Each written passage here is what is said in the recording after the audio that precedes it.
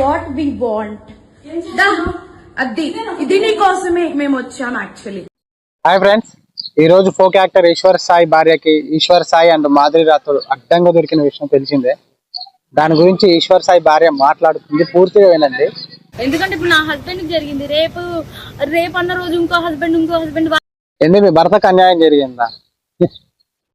మీ వాడిని బలవంతంగా రూమ్ లోకి లాక్కొని పోయి ఆమె రేపు చేయట్లే. ఇద్దరు ఇష్టపడే పోయారు, ఇద్దరు కలిసిరు, ఇద్దరు నీకే దొరికారు కదా. ఎందుకు అట్లా మాట్లాడుతావు బుద్ధి లేకుండా? నువ్వు ఒక 10 నిమిషాలు లేటుగా పోయి ఉంటే వాడు ప్రశాంతంగా మీ ఇంటికి వచ్చేటోడు. ఇట్లా నాకు అన్యాయం జరిగిందని చెప్పేసి నీ కాడికి గోరు నేర్చి చెప్పడు. చెప్తున్నాను కదా, మా హస్బెండ్ కి డ్రింకింగ్ హ్యాబిట్ లేదంటే మీరు ఆలోచించండి.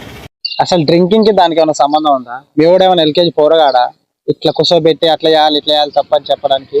అబ్బాయి ఏమంటున్నాడు, ఇప్పుడు ఒక అమ్మాయి వచ్చి నా మీద పడిపోతే నేను ఏం చేస్తా?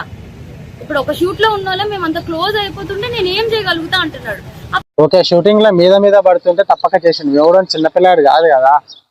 సరే, ఏదో మీద పడుతుంటే తప్పక చేసిండు మీ భర్త అని చెప్పేసి కవర్ చేసుకుంటున్నావు.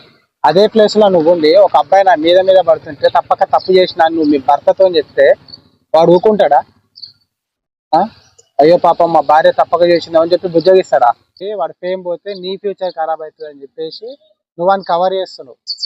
ఈమె భర్తను కవర్ చేసుకోవడానికి తప్పంతా ఆమె మీదనే నొక్కుతుంది.